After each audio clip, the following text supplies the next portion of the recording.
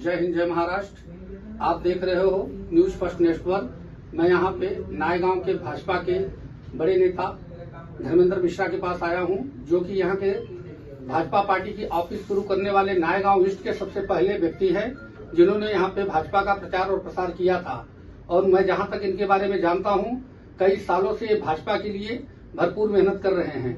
Sir, मैं आपसे ये पूछना चाहता हूँ कि भाजपा ने जो यूजीसी कानून लाया है, जिसमें स्वर्ण के बच्चों को धकेल दिया गया है, अपराधी मान लिया गया है, उनके भविष्य के साथ खिलवाड़ किया जा रहा है, ऐसी भाजपा की जो सरकार नियम लाया है, उसमें तो मैं सुप्रीम कोर्ट का धन्यवाद करना चाहता हूं, जो उन्होंने स्टे लगा दिया है। इसके बावजूद भी सरकार का कोई रिएक्शन नहीं है। यूजीसी के ऊपर कोई भी स्वर्ण नेता नहीं बोल रहा है, कोई भी भाजपा, यहाँ तक कि कोई भी पार्टी नहीं। उसके बारे में मैं आपका विचार जानना चाहता हूँ। जय श्री राम।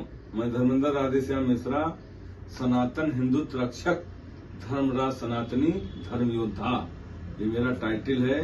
मैं हिंदुत्व के लिए, सनातन के लिए काम करता हूं और काम करता रहूंगा।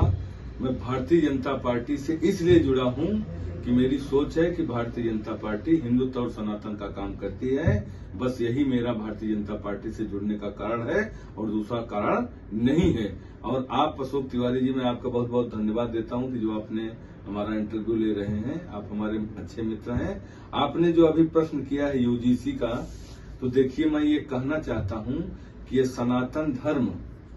सनातन धर्म को बचाए हुए सवर्ण समाज ने ही बचा के रखा है आज इसको। तो जब इस भारत में, इस सनातन में विष निकला है, तो हमारे सवर्ण समाज के लोगों ने पिया है। क्योंकि जब समुद्र मंथन हुआ, तो जब बहुत सारी चीजों निकली तो लोगों ने ले लिया, लेकिन जब विष निकला तो सारे लोग भाग गए। हमारे भोलेनाथ महादेव ने विष को पिया और उनके गले में निशान पड़ गया। इसके लिए उनका नाम नीलकंठ पड़ा। नीलकंठेश्वर महादेव की मैं प्रार्थना करता हूं।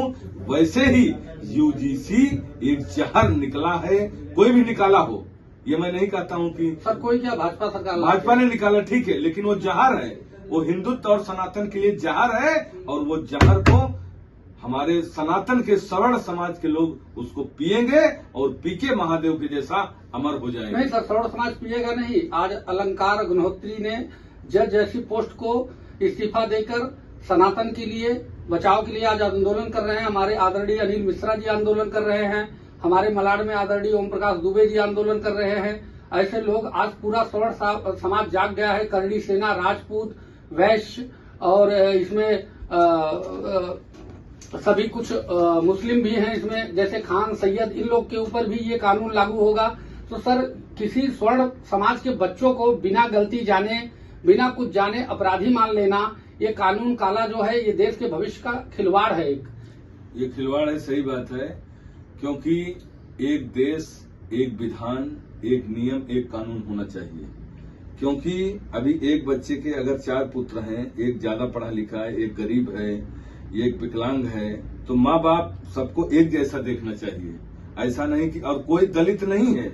आप इतिहास उठा देख लीजिए, भारत के रामायण महाभारत में कहीं भी हमारे भगवान कृष्ण भगवान श्री रामचंद्र जी सबरी के यहाँ बैर खाए, निषाद राज से दोस्ती थी, बचपन में दोस्ती थी, केवट से दोस्ती हुई।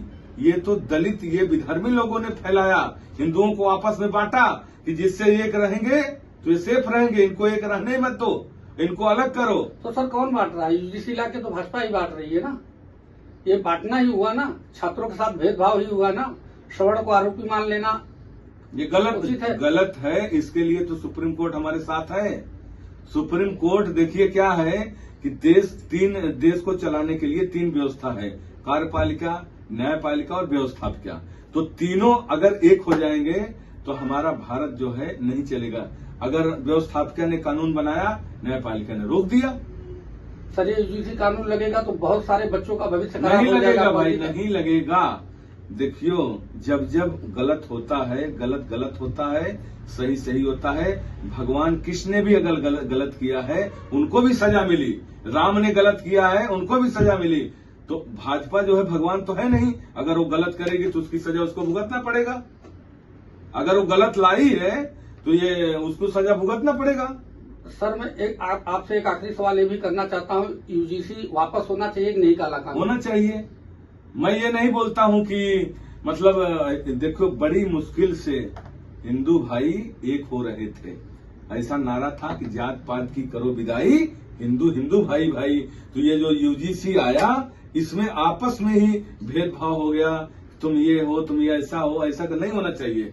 मैं तो SC ST के खिलाफ हूँ, मैं तो आरक्षण के खिलाफ हूँ।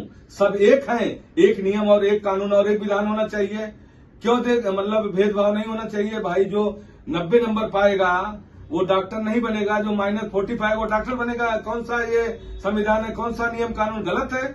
मैं तो सत्य के साथ हूँ भाई, सनातन सत्य, मैं उसके साथ हूँ, मैं हिंदुत्व के साथ। और कभी धर्म, मैं एक चीज ये बोलना चाहता हूँ, मेरा नाम धर्म है। धर्म ये बोलता है कि आप मेरी रक्षा करो, मैं आपकी रक्षा करूंगा, और जो धर्म से खिलवाड़ करेगा धर्म उसको नष्ट कर देगा।